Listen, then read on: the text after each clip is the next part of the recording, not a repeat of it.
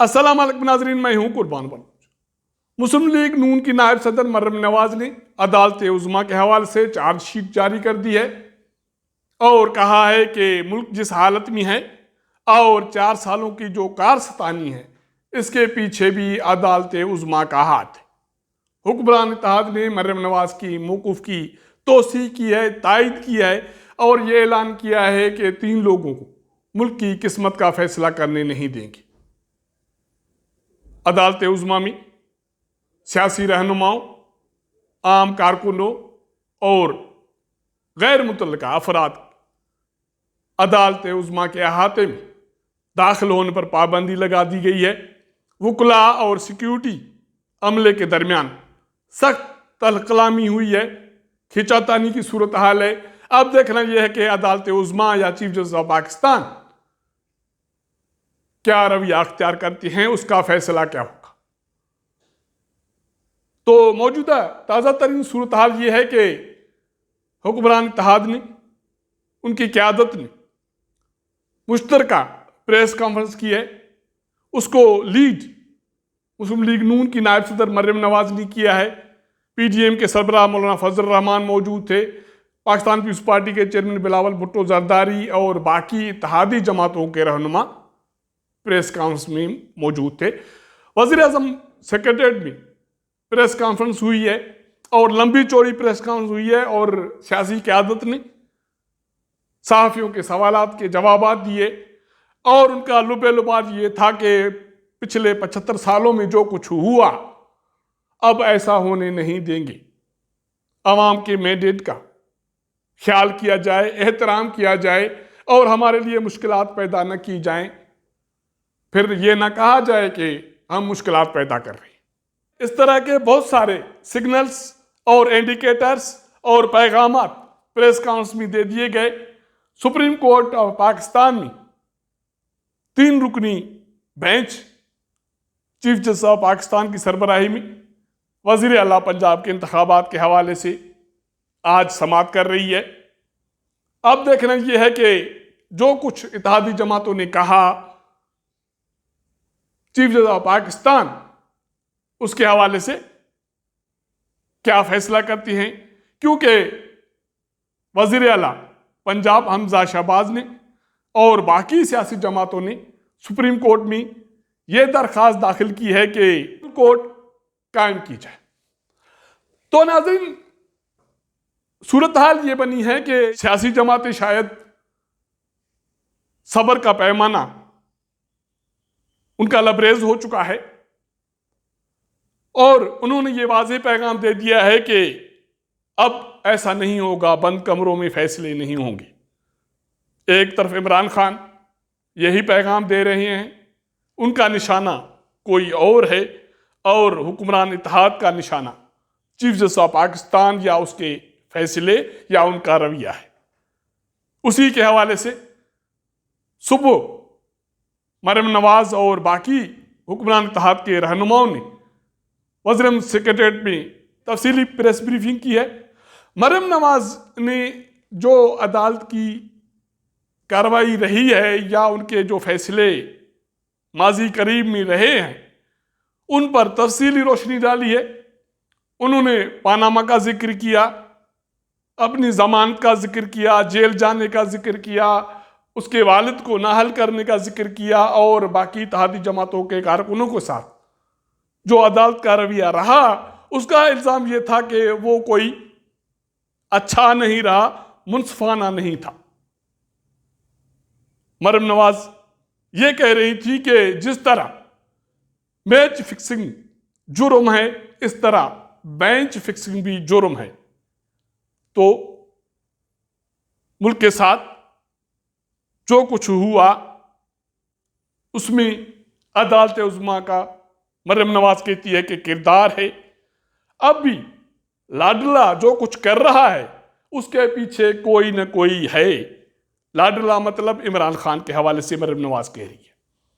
मर्यम नवाज कहती है कि मुल्क की जो इस वक्त हालत है, मुल्क तन्हाई का शिकार है और पिछले 4 सालों में जो इमरान खान की हुकूमत की कारसतानी रही है मरियम नवाज का ये कहना है कि 2017 के बाद जो अदालत उज़्मा का किरदार रहा है पानामा पेपर्स के हवाले से या बाकी जो फैसले आए हैं, तो मौजूदा हालात के पीछे भी अदालत उज़्मा का हाथ है।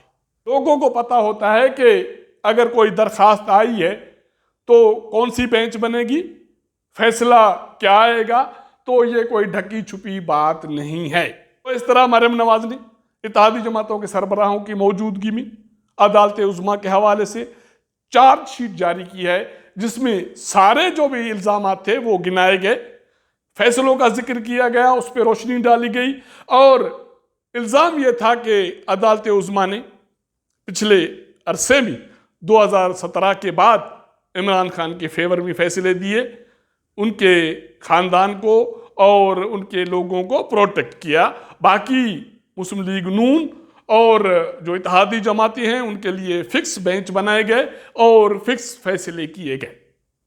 मौलाना फजल रहमान का ये कहना था कि हम सुप्रीम कोर्ट का एहतराम करते हैं और हम इज्तिमाई तौर पर यह मुतालबा करते हैं, ये दरख्वास्त करते हैं कि वज़ीर आला पंजाब के इंतखाबात के हवाले से जो 3 रुकनी बेंच समाअत कर रही है उसकी जगह पर फुल कोर्ट तश्कील दिया जाए। उसका मजीद ये कहना था कि जो कुछ मरियम नवाज ने कहा हम उसकी हिमायत करते हैं, उसकी तौसीक करते हैं और उन्होंने जो रोशनी डाली है अदालत उज़्मा के किरदार पर, उसमें बहुत सारे सबक हैं और मवाद है और हम उसी मवाद पर आगे चलेंगे। इसका मतलब है कि टकराव की सूरत हाल है और ये वाज़ेह पैगाम है कि बंद कमरों के फैसले तस्लीम नहीं किए जाएंगे। मौलाना फजल रहमान कहते हैं कि सबको खुद एहतसाब की ज़रूरत है। हम इत्तफाक राय से मुल्क चला रहे हैं और हमें मुल्क चलाने दिया जाए, हमारे लिए मुश्किलात न खड़े किए जाएं और फिर यह भी ना कहा जाए कि हम मुश्किलात खड़े कर रहे हैं। मौलाना फजल रहमान का जो आखिरी मैसेज था वो अदालत उज़्मा के लिए, चीफ जस्टिस ऑफ पाकिस्तान के लिए ये था कि जो ये 3 रुकनी बेंच केस की समाअत कर रही है, हमें इस बेंच पर एतमाद नहीं है।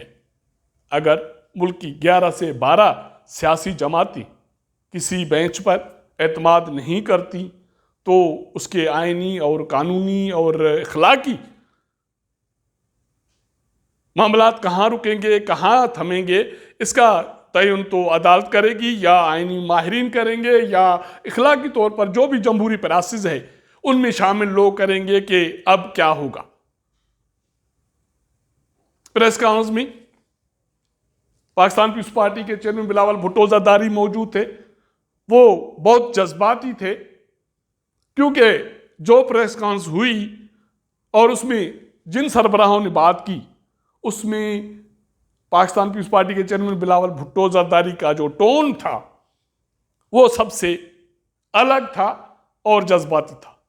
वो कह रहा था कि सियासी जमातों का यह मुतालबा है कि फुल कोर्ट बेंच तश्कील दिया जाए, हम 3 लोगों को मुल्क की किस्मत जमहूरियत का फैसला करने की इजाज़त नहीं देंगे।